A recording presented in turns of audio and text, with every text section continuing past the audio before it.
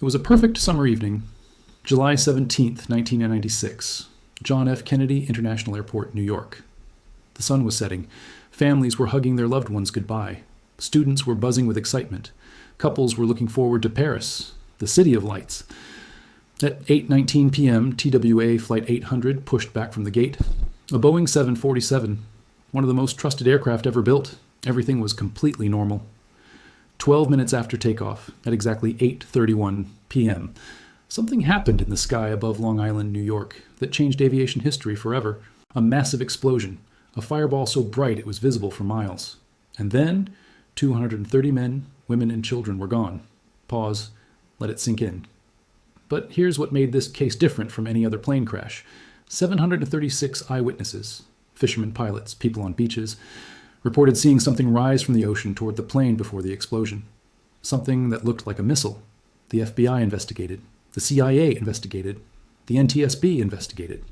And after 4 years and $16 million, they gave the world an official answer. But to this day, not everyone believes them.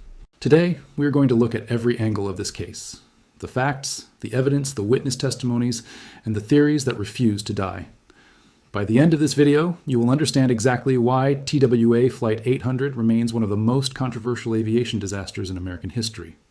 Let's go back to that night.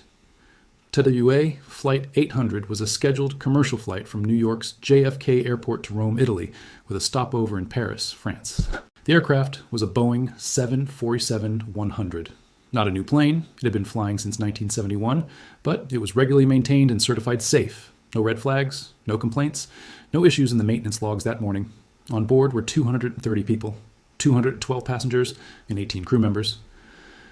Now I want you to really think about who these people were, because this isn't just a story about a plane. These were real human beings with real lives. There were families going on summer vacation, elderly couples celebrating anniversaries, business travelers, honeymooners, and then there was a group that hit especially close to home for many Americans. 16 high school students from Monterville, Pennsylvania, along with 5 of their chaperones. They were members of their school's French club, and they had worked all year, fundraising, saving, planning for this trip to France. 16 teenagers, excited, nervous, ready for the adventure of their lives. They never made it. The flight crew was experienced. Captain Ralph Kevorkian had logged more than 27,000 flying hours over his career. First Officer Stephen Snyder was also highly experienced. This was not a case of an inexperienced crew. These were professionals at the top of their game. At 8:19 p.m., they pushed back from the gate. A short delay. The plane had been held for about an hour before departure due to a baggage security check, but nothing unusual. Everything was cleared. Everything was fine. The plane took off, climbed to 13,800 feet. The crew contacted air traffic control, normal radio calls, routine check-ins. And then, at 8:31 p.m., 12 minutes into the flight, silence. Air traffic controller Steve Snyder, not the co-pilot, a different man, was watching Flight 800 on his radar screen at the New York TRACON facility. The blip was steady, altitude normal, speed normal. And then it split into two radar returns. Where one plane had been, there were now 2 separate objects, both falling. He stared at the screen, picked up the radio, called out to Flight 800. No response. He called again. Nothing. Flight 800 had simply ceased to exist. Meanwhile, 12,000 feet below, something extraordinary was happening. People on the beaches, on fishing boats, in their backyard on Long Island's South Shore. They were watching the sky. Many of them heard a dull thump, then they looked up, and they saw fire. A massive fireball, trailing burning debris, falling toward the Atlantic Ocean in a long, horrifying arc. One witness, a pilot flying nearby, reported seeing a streak of light rise from the surface of the water, or near it, before the explosion. Other witnesses described the same thing, a line of white or orange light moving upward. Within minutes, the Coast Guard was scrambling. Fishing boats were redirecting toward the impact zone. Emergency services were mobilizing, but there was nothing to rescue. The plane had broken apart at altitude. By the time anyone reached the crash site, all they found was burning debris, jet fuel on the surface of the water, and personal belongings floating in the Atlantic Ocean. The search for bodies, and for answers, was just beginning. What happened next was one of the largest and most complex aviation investigations in United States history. 3 major agencies immediately became involved.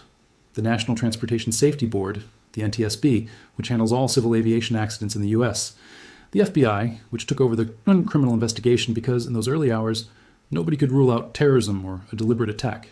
And behind the scenes, the CIA was also quietly running its own analysis. This was 1996. The Oklahoma City bombing had happened just the year before. The Atlanta Olympics bombing would happen just 4 days after this crash. America was on edge. The idea that someone had shot down a commercial aircraft was not far-fetched. It was a real and terrifying possibility. Investigators descended on the crash site. The ocean floor off the coast of Long Island became one of the most important crime scenes in America. Over the following weeks and months, recovery teams pulled nearly all of the aircraft from the ocean. About 95% of the plane's structure was eventually recovered, piece by piece, frame by frame. The wreckage was taken to a hangar in Calverton, New York, where investigators began the painstaking process of reassembling it. Imagine a jigsaw puzzle, except the pieces are twisted, burned metal, some as large as a car, some as small as your hand. And the puzzle, when completed, will tell you exactly how 230 people died. It took months. Meanwhile, investigators were also doing something else. They were interviewing witnesses, all 736 of them, and what those witnesses said would create a controversy that has never fully gone away. 736 people reported seeing something in the sky that night.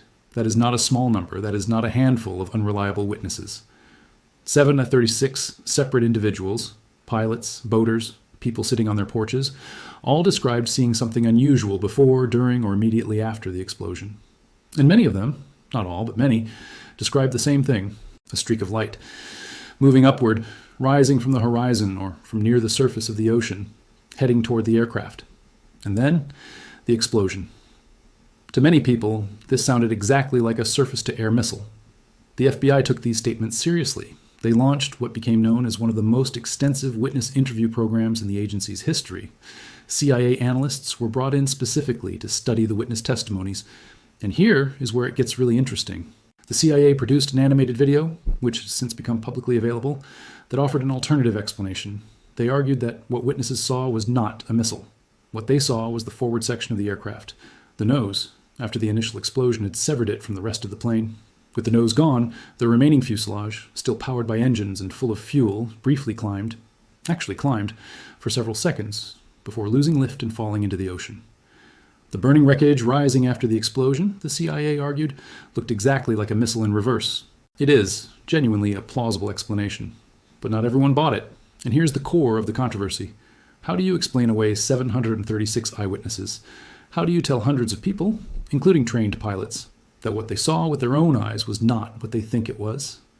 After 4 years of investigation, the longest and most expensive aviation investigation in NTSB history at that point, the board delivered its final verdict in August of 2000. The cause of the crash was an explosion in the center wing fuel tank. Here's what happened, according to the NTSB. The 747's center fuel tank was nearly empty that night, just a small amount of fuel sitting at the bottom. An empty tank in a commercial aircraft is actually more dangerous than a full one because the empty space above the fuel fills with explosive vapors. The plane had been sitting on the tarmac at JFK for several hours before departure, with air conditioning packs running underneath the fuel tank to keep the cabin cool. This heated the fuel and caused it to vaporize. By the time Flight 800 was in the air, the center fuel tank was essentially a bomb waiting for a spark. The spark came from faulty wiring. Somewhere in the complex network of electrical wiring running through the aircraft, insulation had worn down over the plane's 25 years of service. An electrical short sent a spark into the fuel tank. The result was a catastrophic explosion that tore the aircraft apart at 12,000 feet. No bomb, no missile, no terrorism. A catastrophic mechanical failure caused by aging wiring and a dangerous design flaw in the fuel system. As a direct result of this finding, the FAA mandated major changes across the entire commercial aviation industry. New rules for fuel tank inerting, filling empty fuel tanks with inert nitrogen gas to prevent explosive vapors. These changes affect thousands of aircraft flying today. In a very real sense, the lessons of Flight 800 have saved lives that we will never be able to count. So, if the investigation was so thorough, why does the controversy persist? Because of a few things that have never been fully resolved. In 2013, 13 years after the official investigation closed, a documentary was released featuring 6 former investigators from the original NTSB probe. These were not conspiracy theorists. These were people who had worked the case, and they claimed publicly that the investigation had been compromised, that evidence pointing to an external explosion had been downplayed or ignored, that the FBI had interfered with what should have been a purely technical investigation. The NTSB reviewed these claims and stood by its original findings. Then there is the missile residue question. Investigators found traces of explosive compounds on some wreckage. Officials said this was likely contamination from a previous DEA drug interdiction training exercise that had used the aircraft. Critics said that explanation was convenient and unverifiable. And there is the Navy exercise question. On the night of July 17, 1996, the U.S. Navy was conducting operations in the waters near Long Island. Several vessels were in the area. The Navy acknowledged this, but said none of their activities were related to the crash. Could a Navy missile, fired accidentally during an exercise, have struck Flight 800? The official answer is absolutely not. But the question has never fully gone away. What is the truth? The physical evidence supports the NTSB's conclusion.